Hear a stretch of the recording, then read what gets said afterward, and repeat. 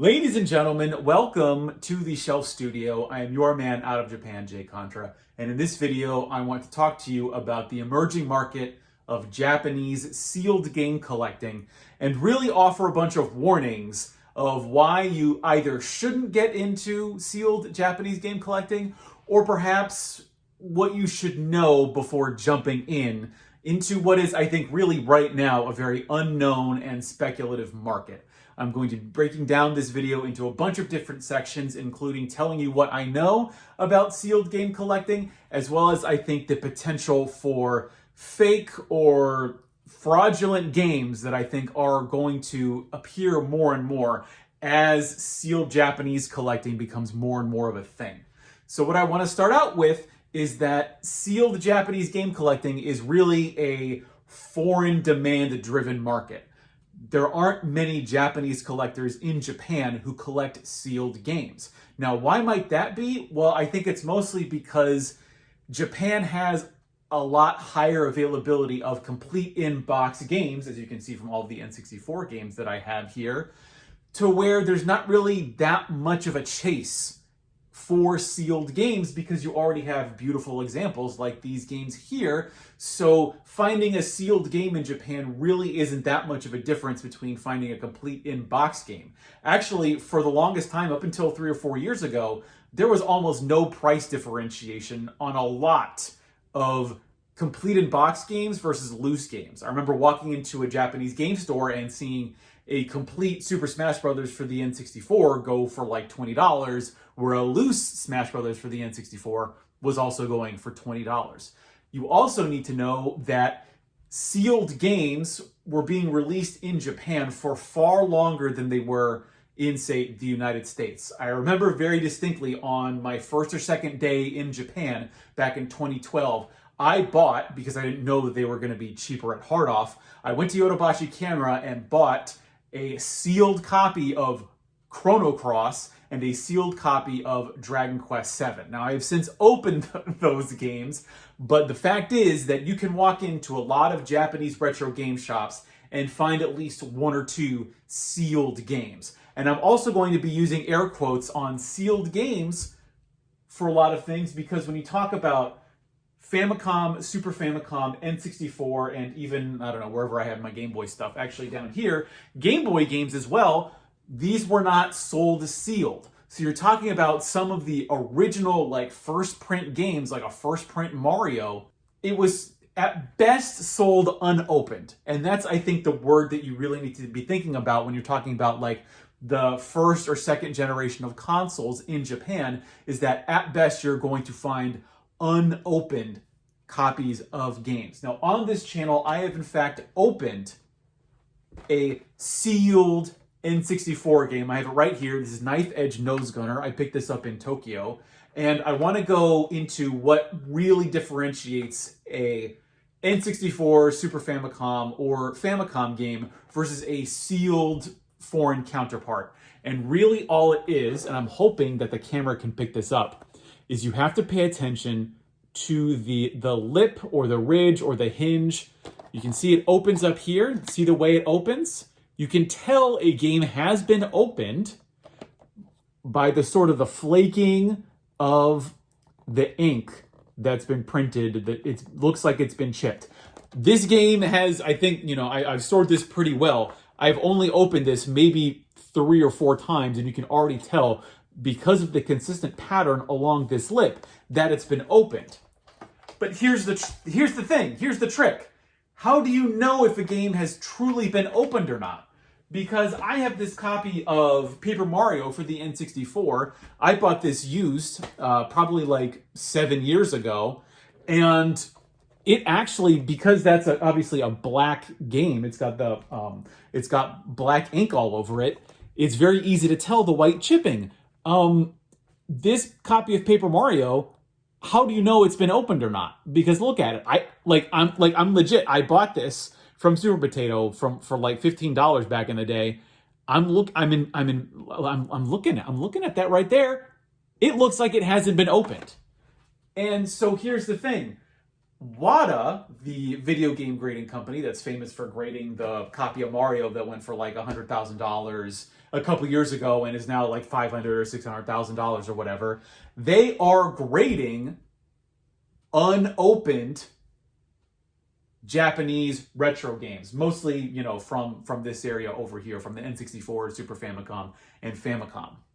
But I don't know what their grading criteria is. We don't really know what their experts are using to determine whether a video game is opened or not. Because just from my very limited knowledge, I have seen unopened games at Super Potato, at Trader, at a couple of different locations, Mandarake, for example. But I cannot now, and I say this because I'm not an expert in video game grading, so of course, all I have is a bunch of video games behind me, so of course, everything I'm saying is going to be accurate. But using my very limited knowledge, I would argue that this copy of Paper Mario has been unopened versus this copy of Knife Edge Nose Gunner, which I know was sealed when I purchased it, as opposed to this one, which was used when I purchased it. I cannot tell if this N64 game has been opened or not. And I don't know how. Perhaps there is a way, but I don't know how a company like WATA is going to be grading. Like, what if I sent this into WATA and I said it was unopened? How are they going to know that it wasn't? Are they going to open it themselves and potentially open themselves to having broken the seal on an old Japanese video game? I'm not sure. And that's really where you get into the issue, which I should have said earlier, but when you're talking about a very limited knowledge base on these unopened games, that knowledge base is going to remain very, very limited, because if you don't have Japanese collectors who aren't really interested in sealed video game collecting, then you don't really have the local knowledge to pull from in order to spread expertise and actually make accurate grading of these video games. Take, for example, Famicom Disk System games. Now, Famicom Disk System games were sold with just a little sticker on them holding the case together.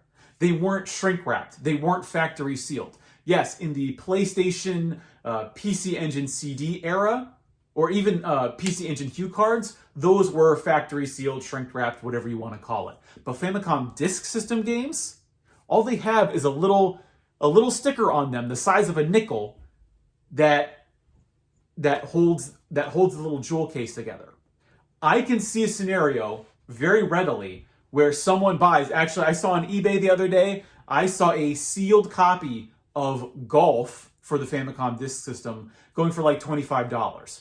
What is to stop someone, some unscrupulous person out there, to go purchase that game, use a hair dryer, take the sticker off of that cheap Famicom Disk System game, put it on something like Castlevania or Metroid, get it graded by WATA, and then flip it for, say, $1,500, $2,000 down the line?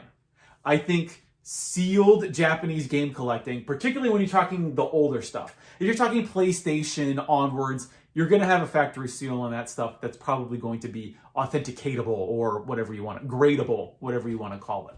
But when you're talking about the original stuff, the stuff that is going to command very, very high price points, I think you have to be very careful with what you're looking at, because I'll be honest, I've seen some listings for unopened Japanese games, particularly a copy of Mario Party 2, that had the same edgeware that this copy of Knife Edge Nose Gunner does, that I know has been opened. It has the same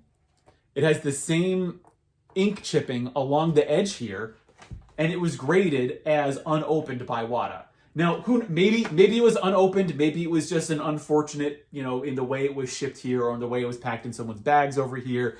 It did some weird rubbing while it was in the baggage. I don't know. That is also possible. I'm guessing WATA has some kind of expert there that can tell whether a game has been opened or not. But honestly, when I saw that, I was like, no way. I don't think anybody should purchase this as unopened. And I think for the time being, at least for the next couple of years, as this market sorts itself out, I would be really very careful when purchasing graded, unopened Japanese games on eBay or elsewhere, even if they have been graded, because I just don't think the expertise is out there. We also have to consider the financial aspect of this. The reason that collecting Japanese sealed games is becoming more popular, and I think will become more popular, is because of the proliferation of sealed collecting in the United States. And as you see people spend, say, potentially $1 million on a graded sealed copy of Super Mario Brothers, you have to remember that the actual first printing of Super Mario Brothers was the Japanese version for the Famicom. It wasn't the version that was put out on the NES. It was the original Famicom version. That is the first edition Super Mario Brothers. So I think there will come a time when Japanese unopened collecting perhaps doesn't supersede American sealed game collecting, but at least, becomes more popular than it is now, because you still got a lot of games out there, and I can very easily see one day where these sealed American collectors end up going after the Japanese games because there is a lot more available, and so they're easier to find, meaning you find them in Japan, you take them to WATA, they get graded, and then you can flip them for much higher returns than you could do the same with American copies.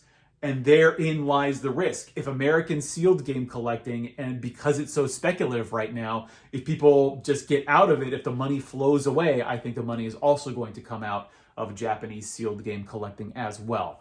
So honestly, it's not something that I would do, because there is just so much potential for fraud or fake games to be great, or fake unopened games to potentially be graded, because there's not a lot of knowledge out there, as well as the fact that it is an incredibly speculative market right now. If you've got the money and you really, really just want to have a game unopened, hey, it would be cool. I would love to have an unopened copy of Majora's Mask, my favorite game of all time, but I really just wouldn't go into it from an investment perspective, simply because you could potentially lose a lot of money, and it's really not going to be your fault when either a game comes out as having actually been opened before, it wasn't truly sealed, or people just don't want to have sealed games anymore, particularly when it comes to the Japanese niche within video game collecting as a whole. I've been your man out of Japan, Jay Contra. I stream every Saturday and Sunday at twitch.tv/JayContra. Sometimes I complain about Japanese sealed game collecting, but I also talk about a lot more. Thanks for watching, and mahalo.